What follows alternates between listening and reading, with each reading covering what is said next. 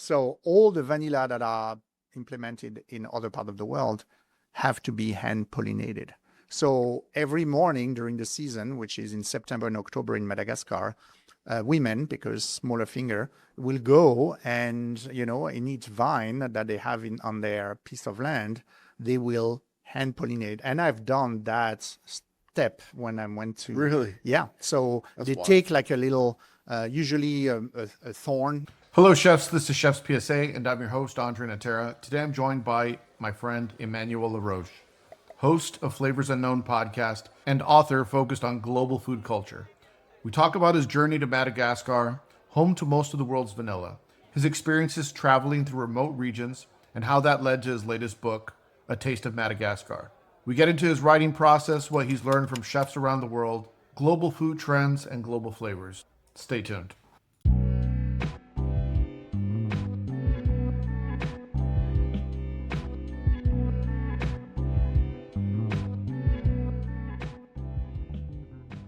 What was the most wild thing? Like, can you think of a moment when you were in Madagascar that you were like, oh, I'm gonna like, do you have a story that's like, okay. Yeah, it's a long story, but yes. Okay. So there was a special trip that I have taken, not on my own, because in Madagascar you cannot, rent a car and just decide that, to go like this. You need to have a driver. So I decided to stay an extra week after, my guests, American chef, left and went back to the US. And I went to the west side of the country, and there's a national park that I wanted to spend time on. And it took 9 hours in dirt road to get from where I landed to the park. 9 hours, 9 hour drive. one way, 1 hour another the way back. Wow. And we were on our own. Like the driver was sitting, on the passenger seat, and I thought he was like nervous, but I had no idea why. And I was asking him questions, of course, going through villages and fantastic landscapes and so on. So I was asking him, and I said, hey, you're a bit nervous. So why? And he said, no, everything is fine. I guess he had, some directive or not to share too much. And then I started to understand, asking questions, that we should not have been on our own. We should have been part of a convoy of a series of, cars, like about 25, four-wheel drives. And because of the fact that I needed some cash at the bank when I landed, we started late because there was a line on the bank and blah, blah, blah. And so he said, yeah, we should have been part of that. And but we are going to, to join them. They are going to wait for us in, next village, probably. And the next village, no cars. And the guy was really now pale white. And, his knuckles was really like tense, like on the wheel. And I'm like, okay, now you have to tell me what is going on here. He said, okay, what happened is that there is bandits, group of bandits in the regions that we are just crossing at the moment. And they are, in fact, stealing hunchback cows, which is one of the big, I would say, sign of wealth, for farmers in Madagascar. And there's a tradition that when you are moving from, a teenage years as a boy to an adulthood, then you are to go to the next tribe and steal, those hunchback cows. Like a rite of passage. Exactly, a rite of passage. And but what happened is that tradition, in fact, turned into some group of bandits, in other part of the country. And I learned from my driver that if they don't find the cattle to steal, then they will go back to and, return on like whatever they can find. And usually is some of the tourist cars that are passing by, and he said a few years back, so it was before COVID, there was one car that was stopped. And in fact, there was a shooting and, someone was injured. And I'm like, oh, okay. So now I get it. But he said, we are fine now. We passed that zone. And so I spent my time at the national park. It was an amazing experience. And then on the way back, I'm like, okay, how is it going to be, what's going to be the situation? And this time we were at 25 cars. I was on the front car, and someone from the army like really went on. So I had to go in the back of the car, and there was a guy with a rifle, sitting on the front seat. So there was another guy in the middle of the convoy, and another one on the last car. And we went through, a series of villages and everything was fine. But that was, type of interesting adventure that, that took place. What inspired this? So for people that don't know, you just wrote this beautiful book, which I've been flipping through the last couple of days. I'm enjoying it. It's a beautiful book, by the way. Great photography in there. Thank you. Wonderful recipes. What inspired this? Because, I'm thinking back to when we spoke right before you started writing this, and I remember you asking me, like, what do you think about Madagascar and vanilla?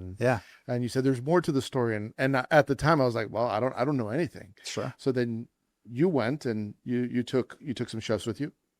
Yeah. So what happened is that I did 3 trips to the island. One was professional, and then 2 were like personal vacation. The first one, I really went to Madagascar because of vanilla. If people don't know, 80% of the world production of vanilla bean comes from that island, from Madagascar. So I organized my day job. I organized a competition with one of our vanilla extracts that was for the hospitality industry, and about 80 chefs and pastry chef mixologists participated. And the grand prize was for me to take the 3 winners, closer to the source of vanilla, so to Madagascar.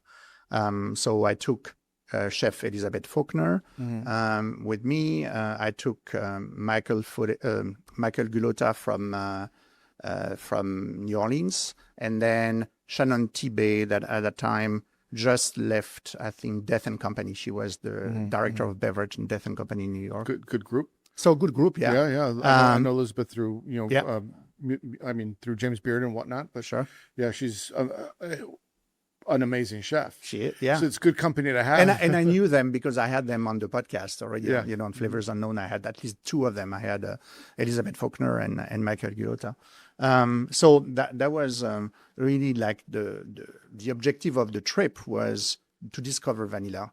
And when I went there, I had absolutely no idea that I will write my second book, on Madagascar. I wanted to find an idea, to write the second book after Conversations Behind the Kitchen Door that I published in 2022. Which is a great book, by the way. For people that don't know, Conversations Behind the Kitchen Door, by the way, the first quote is mine. Right? Yes. Yeah, the very first it quote. Is. I don't remember what it is. I know the first quote that you put on there is one of mine, but there's a lot of great chefs featured in there. Yeah. Who are some of the chefs in the book? I know I'm in it. There's 50 of them. So, 50 chefs. Yeah, so like 50. Chris Cosentino. Chris Cosentino is on it. Elizabeth Faulkner is on it. You are on it. There is Chef Tim Hollingworth from LA. There is Fiore Tedesco from Austin. I think maybe Philip Spear also. Philip Spear too. Yeah, a lot of really great chefs. So that book, which I want to get into, but sure, in a second. But for people that don't know, you have. I mean, most people should know. You have this great podcast, Flavors Unknown. It's a where you get to speak to a lot of chefs. Yeah. And that first book was a companion to the podcast. Yeah, it was. Yeah, exactly. It was.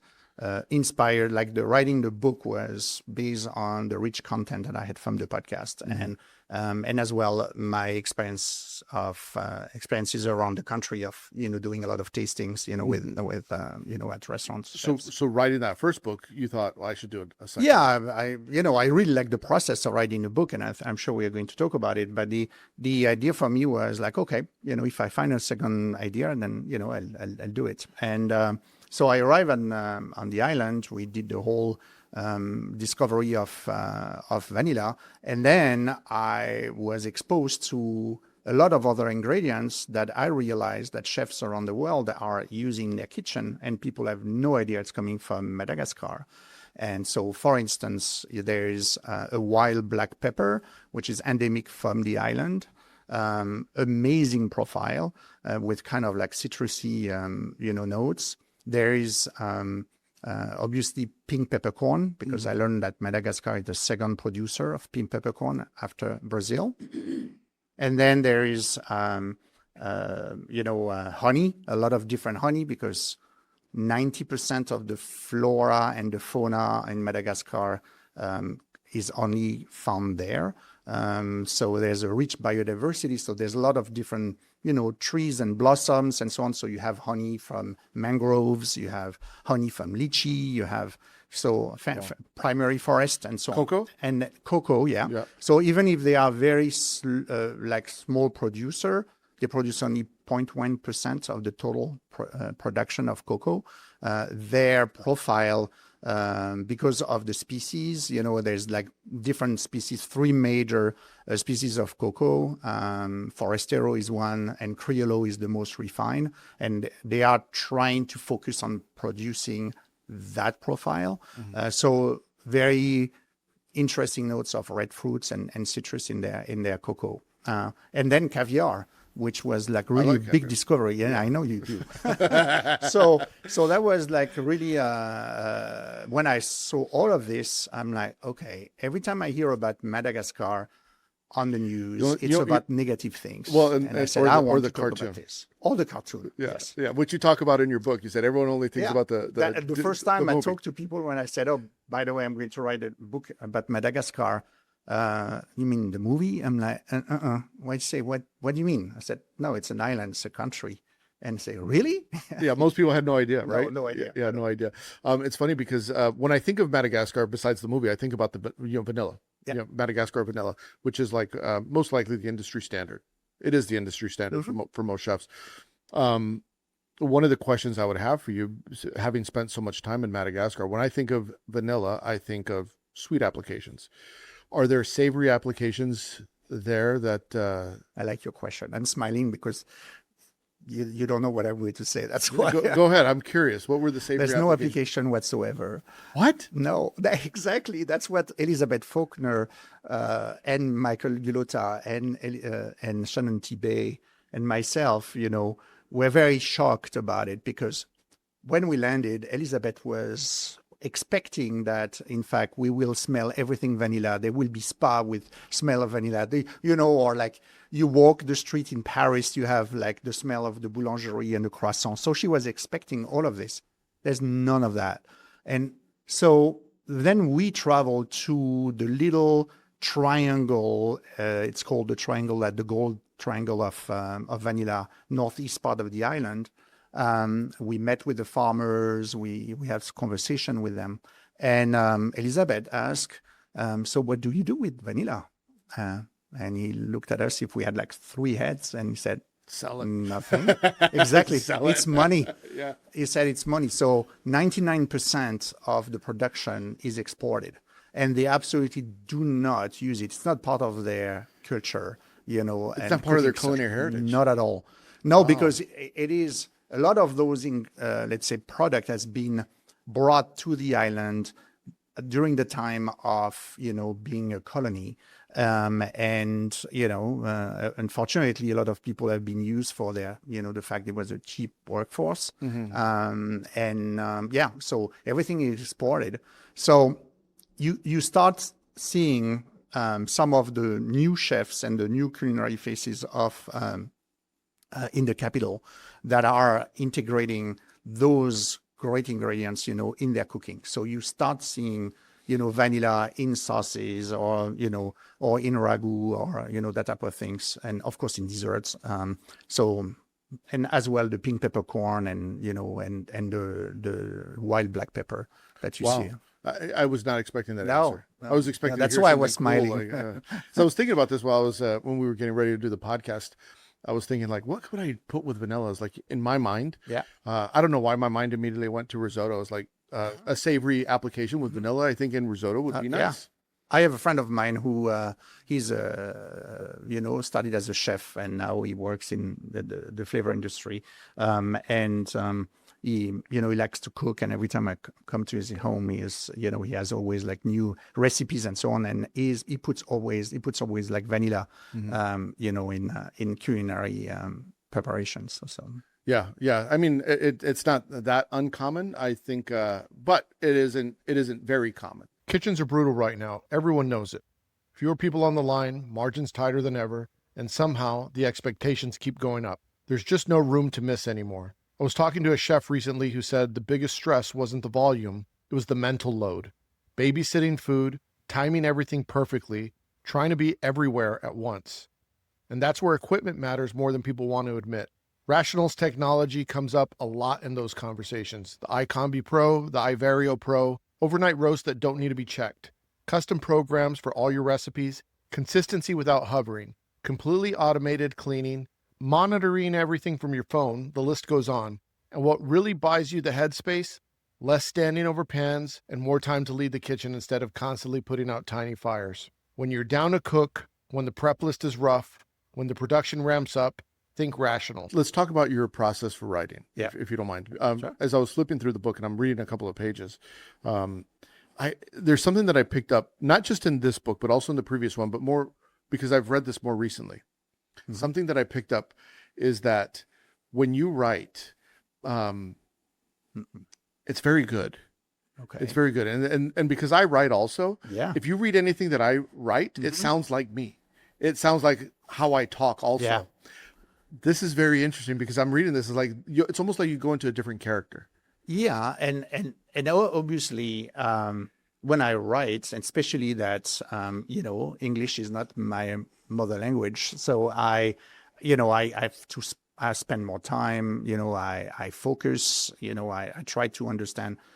How I want to bring certain emotions, or and there is like a mix of different source of information when I write, because I use usually, I would say basically probably, especially for those nonfiction book, I maybe like 3 different things.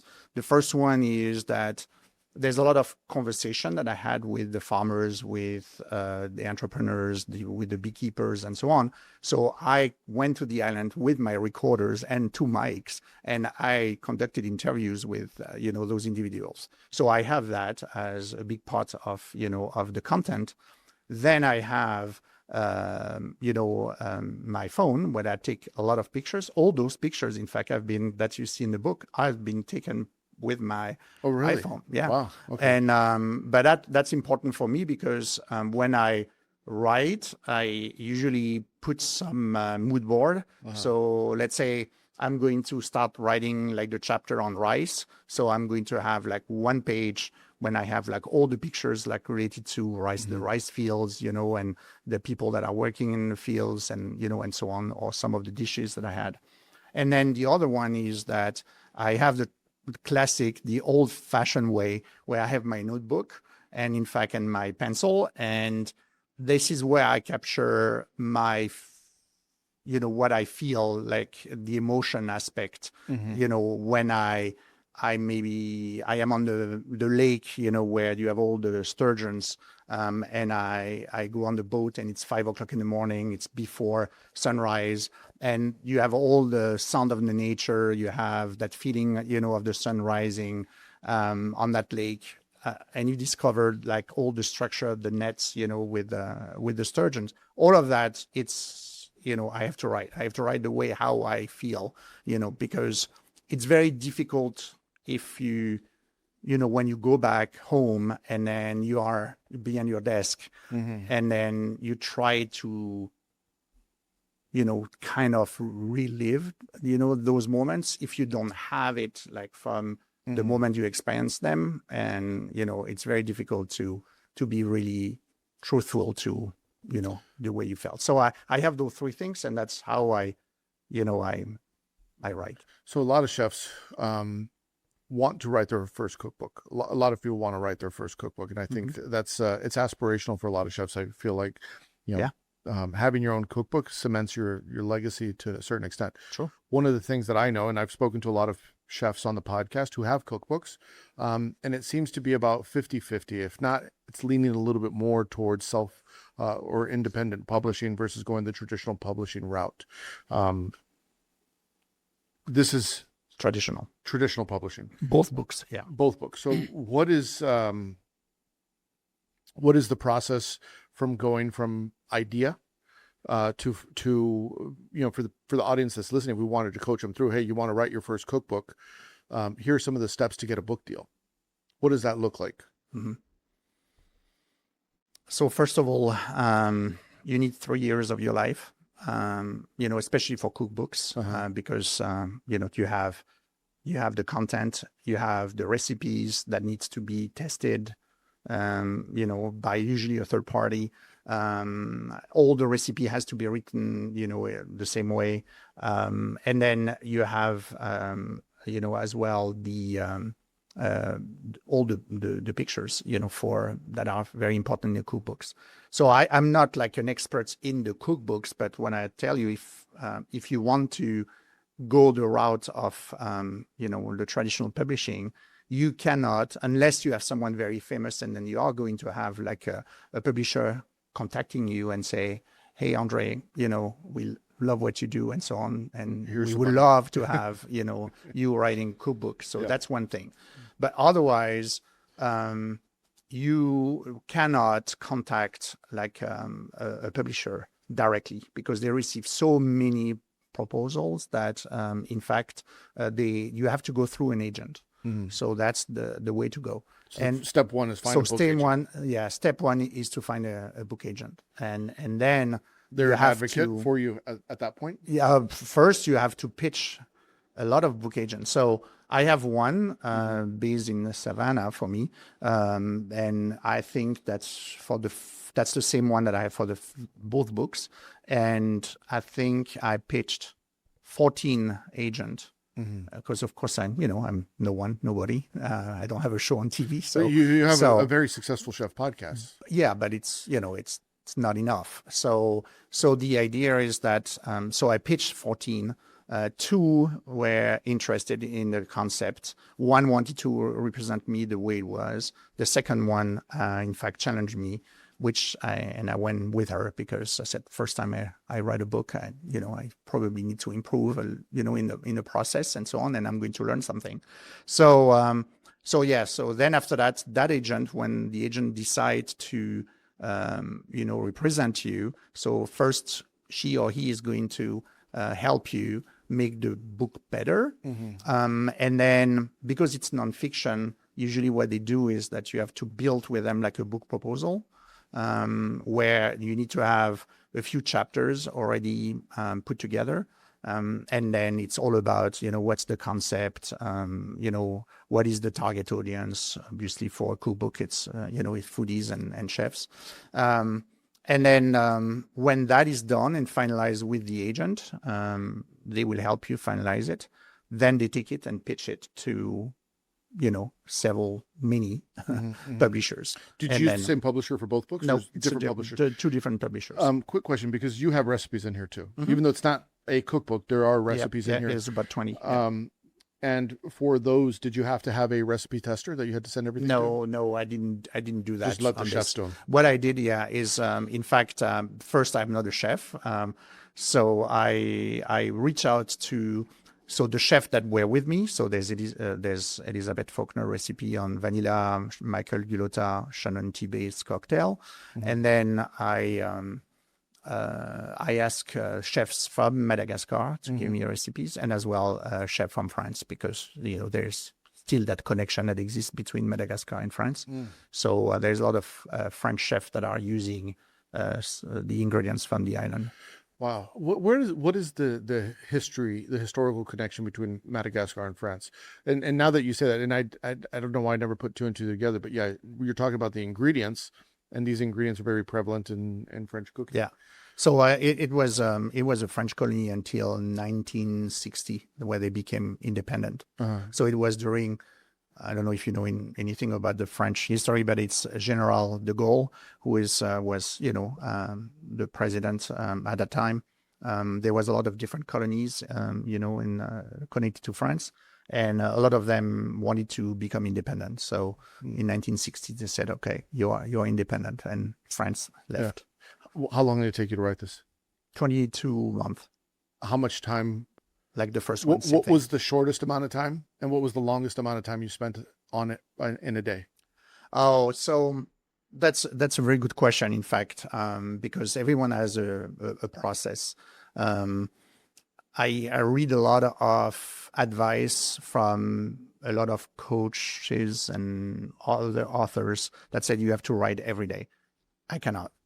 So I'm in charge of marketing for a global company manufacturing, food ingredients. And for me, it's very difficult at the end of the day to switch to creative writing after my whole day, work or traveling and so on.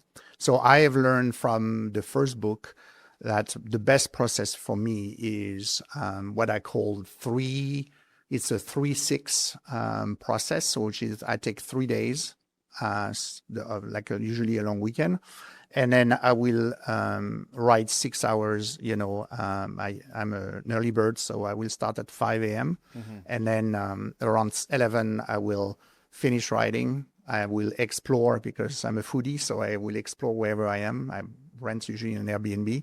And then I go to a brewery, to a restaurant, to a coffee shop, and so on. I'll do a little bit of hiking, go back to the Airbnb, and I revise, whatever I've written. And I do that 3 days, in a row and, on a regular basis. And that's the best way. That's why it took me 22 months to write the manuscript.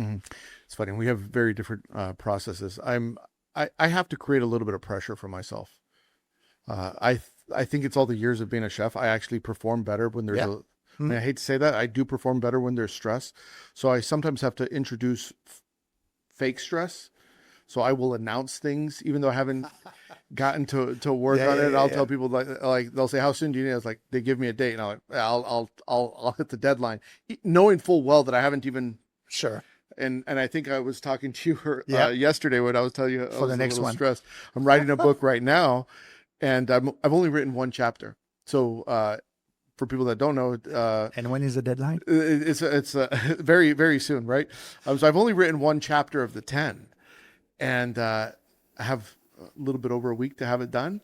Oh, good luck. Yeah, but that's what you don't know about me is I will figure it out because I'm the type of person that I'll wait till the last minute. Oh boy. And then I will drink a lot of caffeine, and then I will get it done. And with no sleep. With no sleep, right? I just procrastinate. But that's my writing process. Yeah. But I also, and I probably said this before on the podcast, I talk. So I turn on the recorder, and then I talk, and then the words show up on the computer. So that's a little bit easier, and then it's easier for me to edit. For me, it's like I typed everything, and I type whatever. It doesn't matter. The quality or whatever, and I've learned with the first book that in fact, for me, like the white page, the crisis of the white or the tension of the white page and so on, is like kind of a myth because what I do is I really structure, I know the structure of the book, I know the chapter, I know, the major, let's say, ideas in the chapter, and then whatever it's like, 5 o'clock in the morning and I start writing, I'm going to start wherever. So I can start in like the middle of the chapter number 5, for instance, and then the next day I will do the introduction or, and I will build like my puzzle, like this.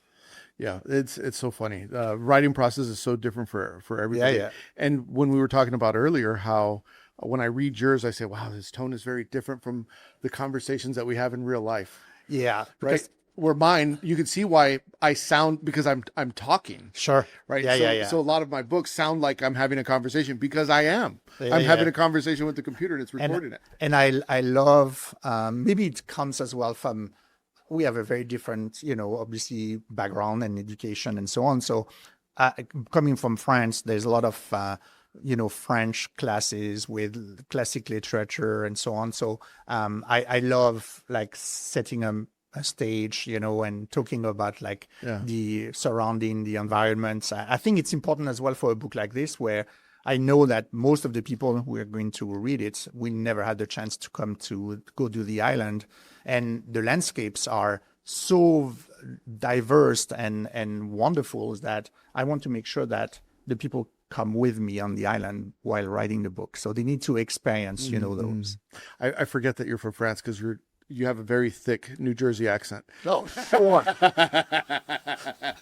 I forget that. I have a question. Do you want me to say coffee? I can talk about the turnpike, and all of that. Let me ask you a The question. Sopranos. My favorite show. Yeah, I know. Honestly, The Sopranos is my favorite show of all time. I remember some of our conversations All before, time. so. That's my favorite show. You know how to cook. That's not the problem. The problem is getting your team to do what you want, when you want it. That's leadership. My book, Culinary Leadership Fundamentals, breaks down exactly how to run a kitchen without losing your mind. Stop yelling, start leading. Get the book at chefspsa.com. So what was your first experience and what brought you to the United States for your first experience? Yeah, in fact, it's funny story. It's I think it was back in 1998, and I did an internship in Wisconsin, Waukesha, between Milwaukee and Madison. That was a fantastic experience. But the story that took place that was like really amazing is that I was supposed at the end of my studies to be drafted for military service in France because it was still mandatory at that time. Mm-hmm. It's not the case anymore. Even I think now the President Macron wants to bring it back. So I pushed that military service at the end of my studies that you could do that. And so what happened is that you have to do the health check and everything, before getting drafted. So I had this opportunity at the same time to come to the United States, and the person who was in charge and giving me that opportunity said, this is now that you have the opportunity because it's in the budget, for that company to make it happen. Next year, it was probably not going to be the case. And I'm like, yeah, but I'm probably going to have to go to military service. He said, okay, man, good luck. So I went to the health check, and I still remember there's a lot of element in that story. You asked for it, but it's a long one. So I drove to my brother and sister-in-law for a weekend, and it's important in the story. And my sister-in-law decided to say, okay, take the car to get to, the place where they do the health check. It's easy. It's very close by. And so I went there. There's a long line. We are all hoping that we will not get drafted. I had my folder. I had some issue with my eyes. So I said, maybe it's, strong enough for me to avoid it. And then I still remember there was a huge staircase of this old house. And there's one guy on top of the staircase, is an official. He is, with his uniform, and he is like really literally like screaming down the staircase. There's all the kids, me and all the others. Maybe we are 200. And he said, is anyone, have a car here? Does anyone have a car? This is very important. And I'm like, I'm not going to say anything. I'm not going to stand up and, And then he asked again, he said, this is really important. And like, okay, I raised my hand and said, I have a car. So I'm the only one among all those 200 kids. He said, okay, see me at the end. So I go through the whole steps of, getting the health check, the x-ray for the lungs, and blah, blah, blah. And I arrive at the eyes exam, and the doctor that is there said, hey, man, I'm sorry, but it's not enough, what you have. You will have to get your military service. And I'm like, oh, shoot, because that's my opportunity to go to the US that I can see already, going away. And then that guy that, asked about the car entered the room and he said, okay, what's going on? What's the situation with this guy? So the other one explained and said, okay, come with me. So I exit that room. Now we are in a hallway. There's doors, on both sides, and it says doctor, on each door. So I thought, oh shit, that's the guy who is going to probably decide of my fate. So sitting in his office, and say, okay, explain to me what's going on. And, I had like few seconds like to think about it. And I'm like, okay, he's a doctor. He has been, he has done, college and, medical studies and so on. So maybe he will understand. So I decided to tell the truth. And I said, okay, I have an opportunity. I can go to the US for a year. It's going to change completely my life, my entire career. This is now or never. So if I do not do the military service, then I can go to the US. And I'm not joking. The doctor looked at me and he said, okay, I have to catch a train to see my fiance, in Grenoble. And he was catching a train where, in fact, in the town where my brother lives. And he said, my train is, I of course don't remember the time, but let's say, it is in whatever. Are you going to be able to drive me and I can catch my train? I'm like, I can promise you, you're going to catch your train. And the guy said, okay, example. What a good story. That's a good story. It's a long one though. Yeah. But That's how you. And that guy, unfortunately, maybe the biggest regrets that I have is that I never asked his name and I never had the chance to say thank you. Hopefully he's listening. Yeah, he'll know. Of course, he's listening to Chef PSA. Yeah, of course, why not? He's French. I want to change my life. I want to ask you about your podcast. Yes. So Flavors Unknown, for people that don't know. And by the way, I think I've been a guest 4 times. Oh yeah, I think so. Yeah, I think 3 or 4. 3 or 4. Yeah, I mean, we did the group one. Yeah, you did the leadership one. The leadership one. Well, anyway, people. I think there was a panel. You were first on your own as a guest. Yeah. So anyway, I still remember people should listen to meeting you for the first time. Flavors, and I was very impressed. I'll tell you, it's interesting because I've gone back and listened to it. Yeah, and I was still a chef, and so if you listen to that versus now, you say, "Oh, who's that guy?" He sounds like an asshole. Why? No. No, just we had a fantastic conversation. It was, but I was still remember the first conversation, you and I, and you were so nice. Yeah, I still remember. You reached out to me because I think I had maybe a few 8 episodes on the podcast or 10, and then suddenly on my Instagram, your name pop up and you said, oh, by the way, I love your podcast.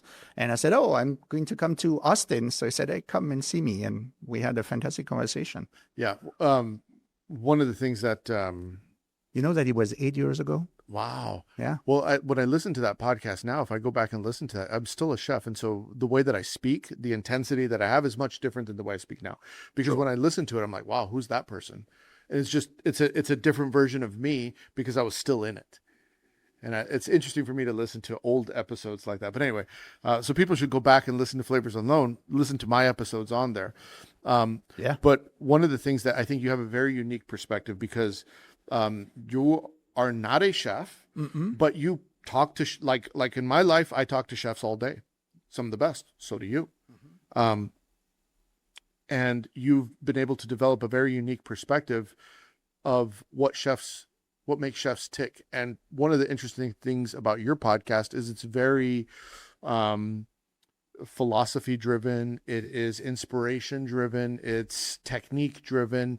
And so you get into the minutia of the cooking and the flavors and the creative process and all those things. When you think about that, because you've had the opportunity to speak to so many chefs. I have 205 or 6 episodes now. Wow. Because I do every other week. Yeah. So 205 episodes, and let's assume that's over 150 chefs, because I'm sure you've had a couple of on, like myself, multiple times. Yeah. What is the one thing that you notice that great chefs have in common? Is there something that you've picked up that say, hey, I noticed that a lot of the greats seem to do this? Or what are some of the commonalities that you see across the board? Yeah, absolutely. So, and I think that's the first point you were the one mentioning to me. It was the first time we met, and that was something that came back in everything you were saying. It was about discipline. So I think that's what I've seen from all the great chefs that I talk to. It's all about owning and developing your craft and having the discipline, of doing it. And I think this is very important, especially since the after COVID time, where in fact I've heard a lot of the chefs finding that it was sometimes challenging with a newer generation, where they felt that that focus of owning or developing your skills and your craft was not as maybe strong as what it used to be. I'm not saying, I don't want to generalize, because of course there's going to be plenty of individuals that still have like that passion, for it. But that was one big element. And when you're referencing that, are the chefs saying that there's a distinct before and after COVID, and they use COVID as like the specific point in time, reference point? Yeah, they have seen a lot of people that left that industry, at that time and never came back to it. But as well, I think this is a mix between the after COVID and as well, like the Gen Z generation, as we call them, or like the younger millennials or Gen Z. So where they feels that it's an inheritance of the culture of the cooking shows and the competition shows, where in fact there's a whole generation of individuals that look at the shows on TV and the stardom from chefs and said, oh, okay, that's what I want to be. And the idea is, and when they and you can do that, I think you could be a chef on TV, but then a lot of them are applying this into the day-to-day life of a chef at the restaurant. And it's really different. And the fact that they have to go through the different stations and learn and craft and, and they're maybe not getting to like the level or as fast as they would like to. And what do you notice in terms of, because you have your finger on the pulse, not just with speaking with chefs, but also you travel a lot and you eat at a lot of their restaurants as well. You travel and dine way more than I do.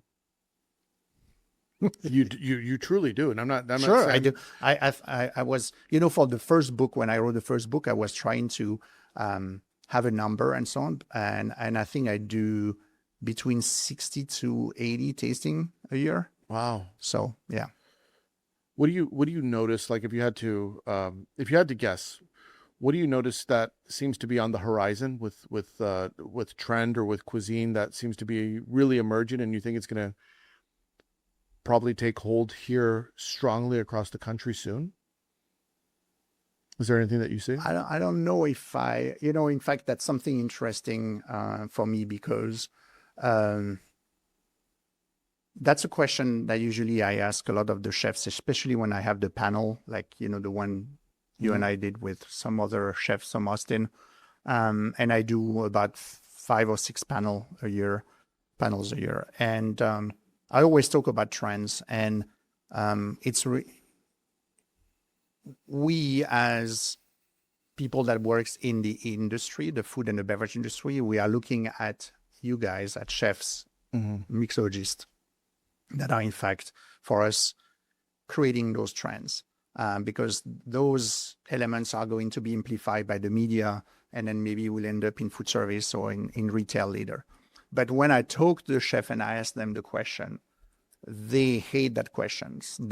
For them, they are not really into trends, but what they are doing is that... They're not, but they are. I can tell you that a lot of chefs are not, but they are. They're acting, they're saying they're not, but they're acting like they are. I think that... Again, back to your question about what do you find like the common points of the chefs that are really great chefs, that you talk to. And I think those ones, they are more cooking from their roots and their culture. And then, yes, it might become a trend after, but they are not going into... I see what you're saying. ...that approach having trend in mind. But you have I see as well other chefs that says, we follow this one and this one and this one on social media because now it's a source of, of inspiration and so on. So they are looking at, trends, and I'm sure, some of those trends are going to influence them. But I see those two different, I would say, paths. When I talk to the chefs around the country. And I like the idea of, having chefs that are really expressing their background, their roots, through their cooking. That could be, I don't like the word authentic because it's authentic to whatever they have experienced, to someone. Yeah. But the idea is that they have if they are like the son of an immigrant, for instance, or a second generation and so on, then there's going to be some roots, but as well that are going to be mixed and connected with their own experience of like growing up, here in the US. So I think that's the element that I'm really interested in. And you have an interesting job, and I don't want to get into what your day job is, but but you have a very interesting job where you are immersed in flavors still. Sure. Not just Flavors Unknown with the podcast, and not just with Taste of Madagascar, but also in your day job, you're heavily involved with flavors, and creating new flavors. From your own perspective, where do you see some new flavors emerging that maybe we're not thinking about, that aren't so common? I mean, maybe obviously some chefs out there are thinking about them, but you do have your finger on the pulse because you're dining out, you're eating, and you're also in the creative world of it. What do you see emerging right now? So if we are talking about culinary, because trends may vary and are different from, if we are talking beverage, if we are talking specifically coffee chain, culinary. but culinary. Yeah. I mean, the big things, and it's been for a while, but the big things are global influences. That's what that are driving really like what, new things that you see, on the market. So I think that people realize now that you cannot talk about Indian cuisine, or you cannot talk about Mexican cuisine, or you cannot talk about French cuisine and so on, is that each country are very complex. There's like so many variation linked to the geography and the regions, within. So now what I see is, in fact, especially the younger generation, so the Gen Z and the younger millennials are really interested in the authentic storytelling and the idea of, things that are coming from the different regions. So we are not talking about Mexican cuisine, but we are talking about Oaxaca, we are talking about Puebla, so that's what really we see at the moment, or Western African cuisine that are coming, or, And you, by the way, for people that don't know, you pointed this out to me way before this conversation. I mean, I'm thinking back maybe 2 years ago, where we were having a similar conversation, not on a podcast, just in person at dinner, probably, where we were talking about, I think it was at Masala Maiz, that you were saying, hey, look at Masala Maiz, you're looking Mexico City. Yeah, you look at these restaurants. You were pointing me in that direction to say, hey, and you should see what they're doing. And I can tell you that still Mexico City, for me, it's probably the culinary destination in the Americas, at the moment, that I will, in fact, I'm going to take a group of 40 of our customers, end of April, there, because this is for me where we have the best example of global influences on traditional ingredients. So, on the corn, on the chile, on the mezcal, on the, like really ingredients coming from Mexico. And you have so many chefs that are bringing, their outside viewpoints, coming from, different countries. Masala Maiz being one, because he comes originally from India, through Africa, and married Mexican. So he has all the three influences of, the way he cooks.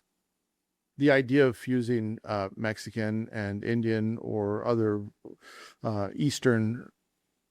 Western flavors together is real. My friend Rishi has a really phenomenal restaurant in Chicago where he's trained through Rick Bayless and that system of making really exceptional Mexican food, but he's now putting his personality on it, fingerprint on it. His fingerprints on it. So you're starting to see that a lot more, and it's delicious because you're unlocking. I mean, all food is that, right? It's just taken time. It's just taken time. Now, as the world has become more flat, you could see things, in real time develop. Don't say the world is flat, please. You know what I mean. I know. No, you know It what was I so mean. funny. I mean that we're able to know what's going on the I other know. side of the world at any moment. Yeah, shit. We're here we go. Here we go. There's a big ice wall in Antarctica too, right? So here we go. We're gonna turn into that podcast before you know it. But all joking aside, is you see the ability to now to get trained in certain cuisines and get really familiar with it. But then when the time comes for you to stand on your own 2 feet, then you can start incorporating Sure. all these But other flavors. I think it's all about storytelling, and if especially for the new generation, if they understand and they feel that authenticity coming from that storytelling from the chef, I think that's it's a win. Sometimes the story tastes like shit. Okay. It's like, hey, that's a great You story. you are correct. Great story. You're Tastes correct. terrible, but good story. You are correct. From all the chefs that you've spoken to, you've spoken to a lot. Is there any right now that you feel, maybe because you've spoken to them, or you've also spoken to them and try their food, that aren't household names yet, but you feel like, okay, these are some to watch? So I mean, because I know them for a long time, and I just came from DC, and my friend Matt Conroy and his wife Isabel Kos are for me a fantastic, in fact, couple cooking. She's a pastry chef. She was at Cosme before in New York. I met him when he was at Virginia after he went to Oxomoco in Brooklyn. Now both of them moved to Washington, D.C. And they have 3 restaurants now. They have Lutes, they have Pascual, which is Mexican, and then they have Maison, which is kind of a wine bar, but with food as well.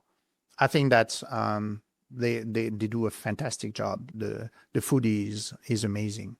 Yeah. So I really love those. In fact, there's another couple that I discovered in Hawaii.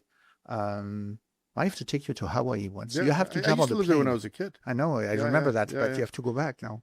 So there's Where'd you go in Hawaii? Which island? I went to, I've went several times, so I went to all the islands. My favorite it's Kauai, but because I love hiking and so on, but there's not a lot of restaurant there.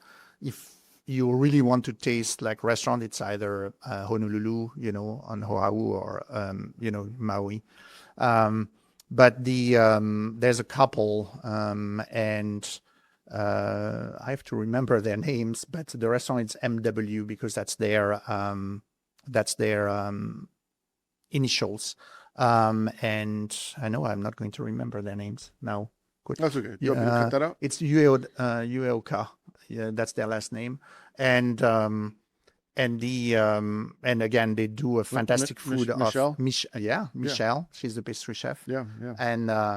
And he's the chef. And both of them are fantastic way of, like putting the lights on like local ingredients, and creating like amazing dishes and amazing desserts. So that's another place that so MW restaurant in Honolulu. If you go into Hawaii, you have to go What there. is the best meal that you've had in the last year or so in your travels? My gosh, I'm good. You're gonna get in trouble. That's a tough one. It's a tough one. But is there one that really stands out? No, it's very difficult for me to answer. Do you prefer tasting menus or a la carte?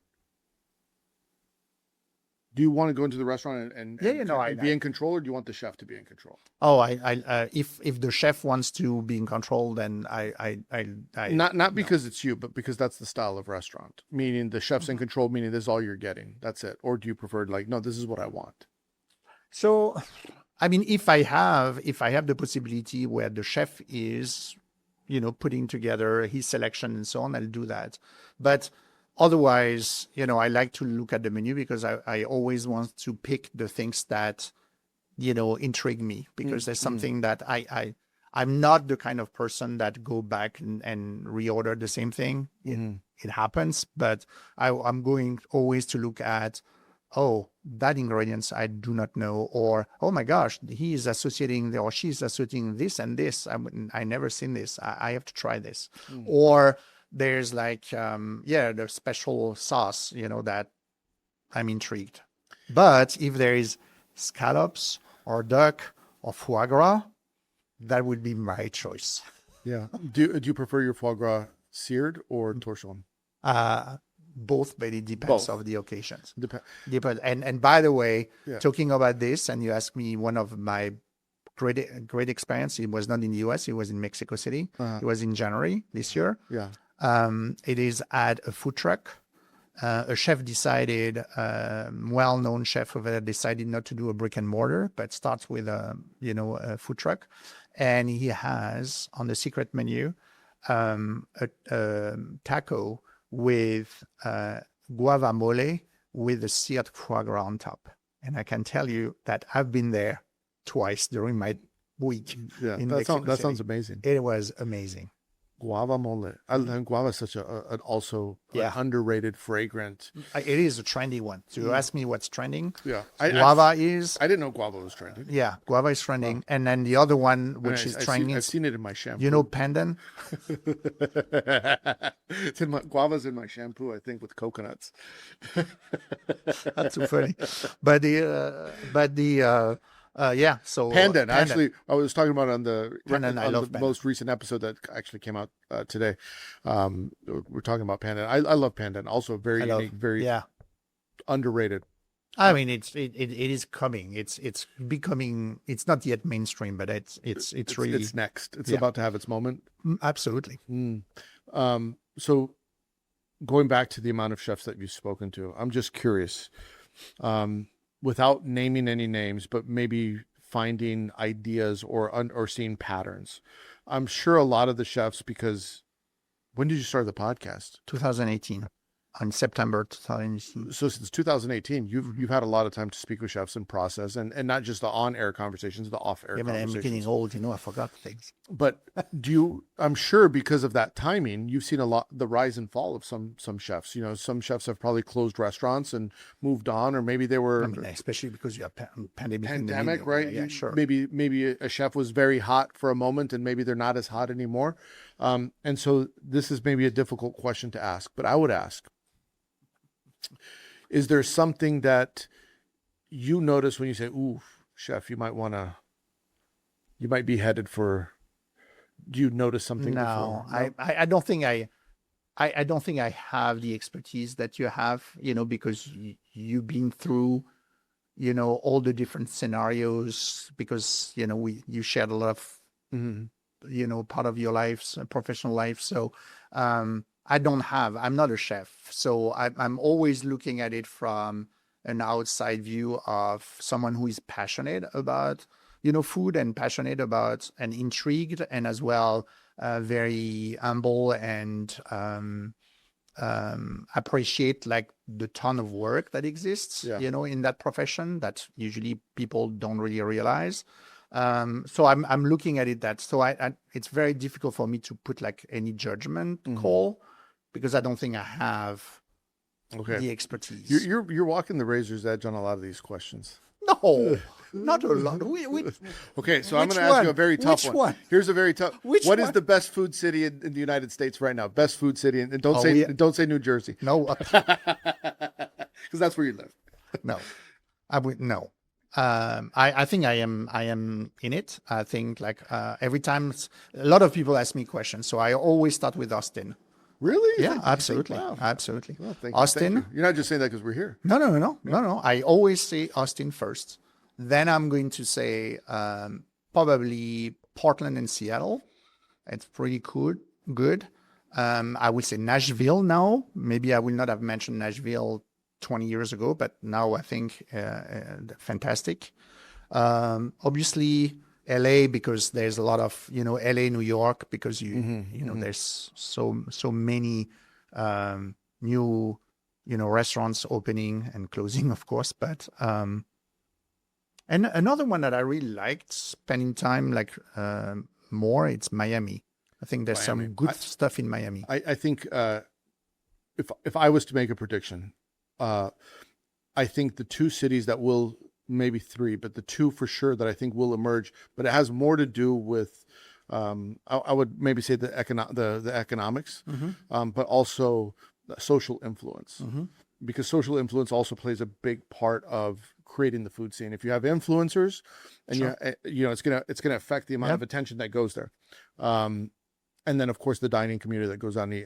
I think if I would say two cities, it's Austin and Miami right now that I think are going to really emerge because of the amount of content creators in those markets. Miami having a heavy presence of content creation and nightlife, you're going to see more of their food.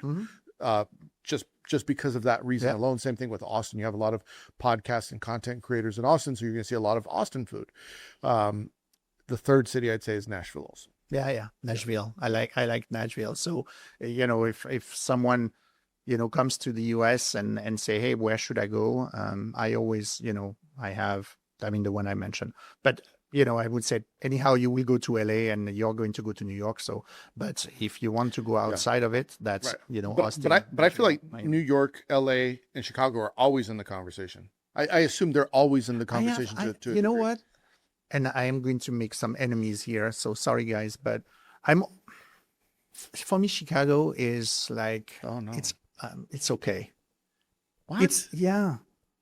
I mean, there's some great restaurants and so on, but if I have to, let's see, if tomorrow you said, okay, we can transport ourselves and then we go somewhere for dinner, I very rarely am going to pick Chicago. Really? Yeah. I like Chicago.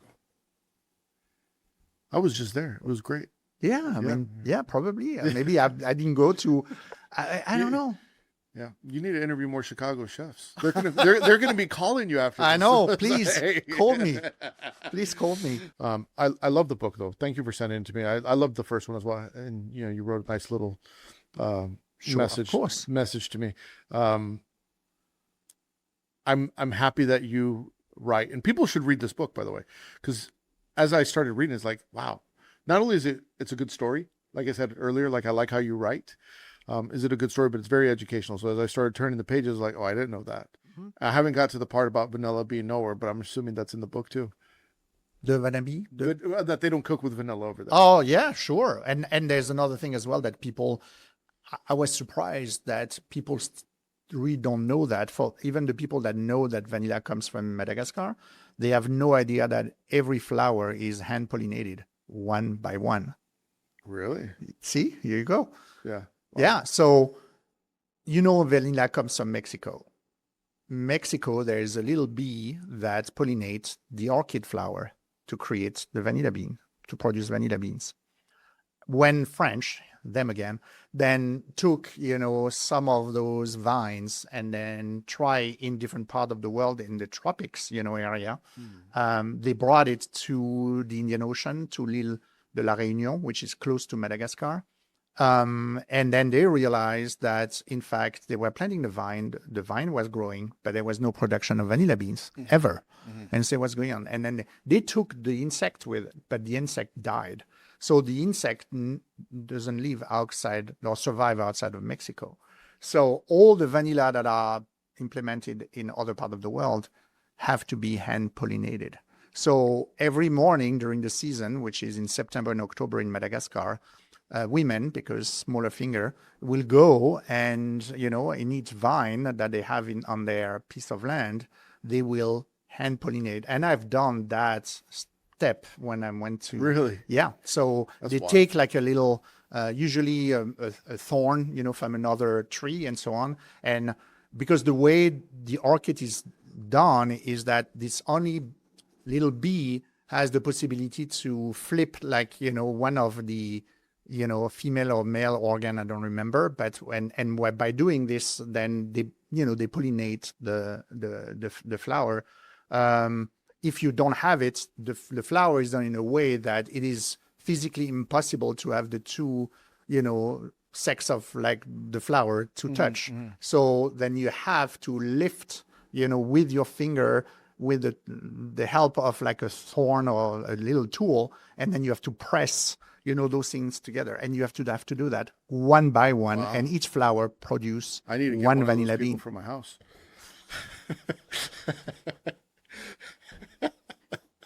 Hey, whatever you got to do. I didn't know it was that type of podcast. I'm just kidding. I know. Hey, But it's funny though. So last question, because you interview chefs, you know your chef history. In the United States, we have Mount Rushmore. Oh boy. And if there was a Mount Rushmore of the four greatest chefs to ever live, Are you kidding me? who are they? And For- they don't have to be American. Oh yeah, I mean, I'm going to put one because I'm still begging him to come on the podcast, and he's not coming yet. He answers me and so on, but it's Sean Brock. I will have Sean Brock on that rock for sure. So you got Sean Brock. He's my He's your number favorite one. chef. Yeah.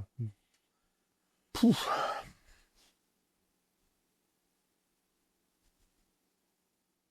I like the new generation of chefs, in fact, because I think that they have that mindset of collaboration, very open. But oh my gosh, that's a tough question. I don't even know where I'm going to I'm put. surprised you don't have any French chefs in there. Oh The yeah. I was Bocuse looking and at the the US. Landucas and Yeah. Okay. So no, I was not thinking about like international. Sorry, and you said it, and Yeah. sorry, I forgot. so about we have your we have question. Sean Brock. So Sean Brock for the US, yes. I will put Alain Ducasse probably. Uh-huh. Yeah, Alain Ducasse. I love as well. I will put a pastry chef. I will put Pierre Hermé, another French there. And then we need to have a French from a chef from Latam. But I don't know if I know them enough because there's so many, fantastic chefs in.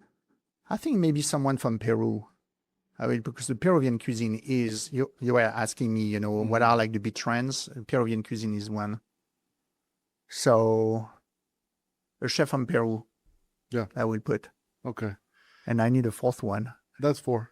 That's 4? Yeah. Okay. Yeah, you got 4. You don't got a Peru chef by name? I mean, I know Gaston. What's his name? Gaston. No, we'll keep it Gaston.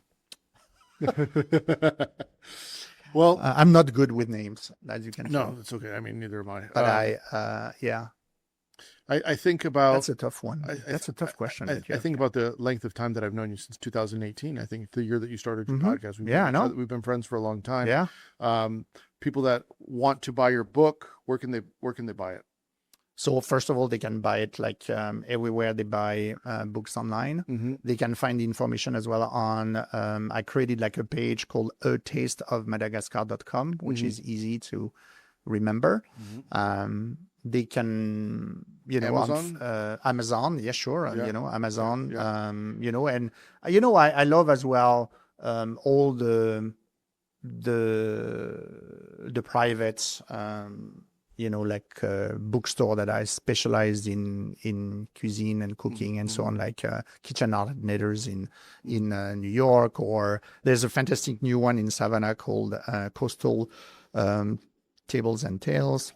There's Omnivore in San Francisco. There is Now Serving in LA. All of those are Your books and all of food. them? Yeah. Yeah. And your other book as well, correct? Yeah. So I mean, you can find it online. And in fact, there's still people reading it. Conversations Behind the Kitchen Door, great book. A Taste of Madagascar, great book. Podcast, Flavors Unknown. Everywhere. Flavorsunknown.com. Everywhere. Yes, everywhere. Great. And by the way, I was thinking I've been on 5 episodes, I think. 5? Yeah. So there was the first, I did 2 solo So ones. maybe I have to put you on the Mount Rushmore. You should. You have 2 solo ones with me, and then you had the CMO one when we were supposed to go at South by Southwest. We got canceled to COVID. Which is the leadership the leadership one. And then the panel. We did the panel with Kevin Fink and Fiore Tedesco. Yeah. We did another Mexican Independence Day. Oh, that's true. With I forgot. Edgar Rico and Rick Lopez. Yeah. And someone else I'm probably forgetting. And then we did another one with Gabriel Crowther and Suzanne Goin. Oh, yeah. Oh, I forgot. I think that's 7. No way. So oh my gosh, then I don't think anyone could. No. I don't think you've had a guest on your you show are more than you me. are you are the best. You've been on two of my podcasts. You've been on Chefs PSA, and you were also Sure. on Run the Pass. Yes, That's right. as well. Yeah, People no, that don't know, you absolutely. go back and listen to that one. Emmanuel, people could find you on Flavors Chef. Unknown. They could find you everywhere. Thank you for being here. Thank you for having me. I Yeah, really this is fun. appreciate it. I miss seeing you. It's been too long. I know, but every time I come to Austin, you are the first person I contact, so you know that. Yeah, thank you. All right, that's the show. If you liked it, make sure you leave 5 stars, nothing less than 5 stars. If you want more Chefs PSA, go to chefspsa.com. Get yourself some books, get yourself some merch, including Culinary Leadership Fundamentals and the Line Cook Survival Manual. If you want early access to episodes, you can get them on Spotify and Substack by becoming a paid member. The link is in the notes. We'll see you next week. Hit the porno music. No spawn drink in the kitchen, mixing, dropping chef knowledge, no fiction, stirring up the beats, heating up the session. Listen close, classes in session.